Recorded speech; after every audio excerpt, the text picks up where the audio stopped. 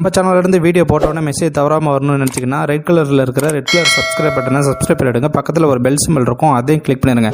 சரி, வாங்க வீடியோக்குள்ளே போகலாம். வணக்கம் நண்பர்களே, எனக்கு 77 வயசு, மனைவியை இழந்து 10 வருஷம் ஆச்சு. அதன் பின் நீருற்ற மறந்த எத்தனையோ முதியோர்களில் நானும் ஒருவன். இருக்கின்ற 4 மகன்களில் ஒவ்வொரு மாதமும் ஒரு மகனிடம், இப்போது இருப்பது 3வது மகனிடம்.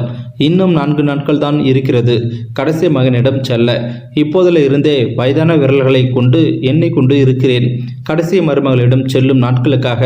போன தீபாவளிக்கு 2வது மருமகள் வாங்கி தந்த வெள்ளை வேட்டி பழுப்பு நிறமாகி பல நாட்கள் ஆகிவிட்டது. முதல் மகன் வாங்கி தந்த கண்ணாடி உடைந்து 3 வாரங்கள் ஆகிவிட்டது.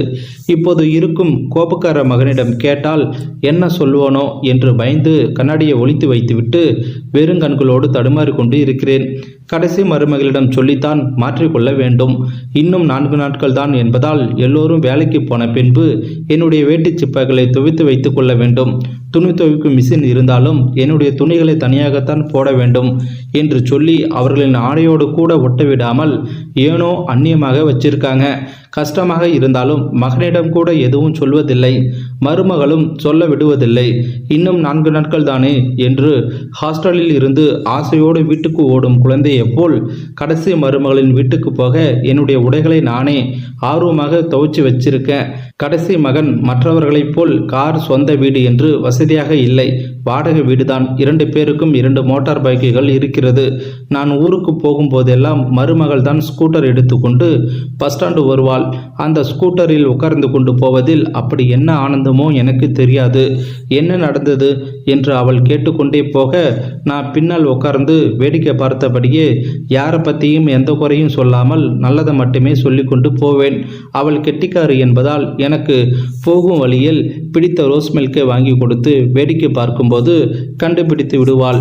வீட்டுக்கு போனதும் என்னுடைய கட்டப்பையை ஆராய்ச்சி செய்து மருந்து மாத்திரையாவது சரியாக வாங்கி கொடுத்துருக்காங்களா என்று தேடி பார்த்து திட்டுவாள். அதில் அவளுக்கு பிடித்த பாதுஷா ஸ்வீட்டை நான் வாங்கி வைத்திருப்பதை பார்த்து சிரித்து விடுவாள். இவளை ஏன் எனக்கு மகளாக பெற்றுத்தரவில்லை என்று மீனாட்சியிடம் சண்டை போடக்கூட அவள் அருகில் இல்லாமல் எனக்கு முன்னால் போய் சேர்ந்து விட்டதில் நிறைய வருத்தம் எனக்கு. 4 நாட்கள் கழித்து பஸ்ஸில் போய் இறங்கினேன். எப்போதும் போல எனக்கு முன் வந்து காத்திருந்தாள். ஓடி வந்து பையை வாங்கி கொண்டாள். ஸ்கூட்டரில் பத்திரமாக உட்கார வைத்து கொண்டாள். உங்களை சேவிங் பண்ண கூட கூட்டிட்டு போக நேரம் இல்லையா அவங்களுக்கு? அவ்வளோ பெரிய ஆளுங்களா ஆயிட்டாங்களா எனும் போதே அதெல்லாம் இல்லைம்மா 2 பேரும் என்று ஆரம்பிக்கும் போதே இப்படியே பேசி பேசி அவங்கள காப்பாத்திட்டு இருக்காதீங்கப்பா, பேசாம வாங்க என்று ரோஸ் மில்க் கடைக்கு போவதற்குள் சவர கடைக்குத்தான் அழைத்து சென்றாள். கண்ணாடி என்ன ஆச்சு என்று முறைத்தாள். ஃபெயிலான மார்க் சீட்டை காட்டும் குழந்தையைப் போல் தயங்கி தயங்கி ஒரு பக்கம் உடைந்த கண்ணாடியை காட்டினேன்.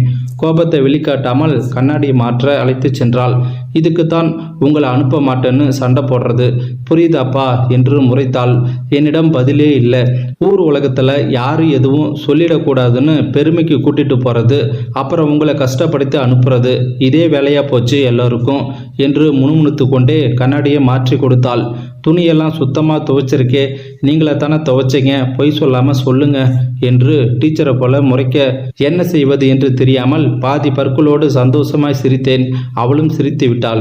எனக்கு தேவையான எல்லாவற்றையும் வாங்கி பையை நிரப்பி கொண்டு வீட்டுக்கு அழைத்து சென்றாள்.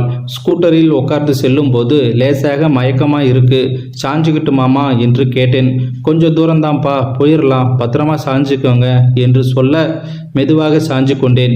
உண்மையில் எனக்கு மயக்கமெல்லாம் ஒன்றும் இல்லை. நான் பெறாத மகளின் மீது சாய்ந்து கொள்ள ஆசையாக இருந்தது. அதனால தான் பொய் சொல்லி சாய்ந்து கொண்டேன். இன்னும் 1 மாதத்திற்கு அவளின் செல்ல திட்டுகளுக்கு நடுவில் காணாமல் போகும் என் முதுமையின் ஊம காயங்கள். ஏதோ ஒரு ரூபத்தில் தெய்வம். இந்த வீடியோவில் கருத்து உங்களுக்கு பிடிச்சிருந்தா கமெண்ட் பாக்ஸில் கமெண்ட் பண்ணுங்க, கூட உங்கள் ஃப்ரெண்ட்ஸுக்கு ஷேர் பண்ணுங்கள். இது வரைக்கும் நம்ம சேனலை சப்ஸ்கிரைப் பண்ணாதவங்க சப்ஸ்கிரைப் பண்ணுங்கள். கீழே ஒரு பெல் சிம்பிள் இருக்கும், அதுவும் கிளிக் பண்ணிடுங்க. தேங்க்யூ ஃபார் வாட்சிங்.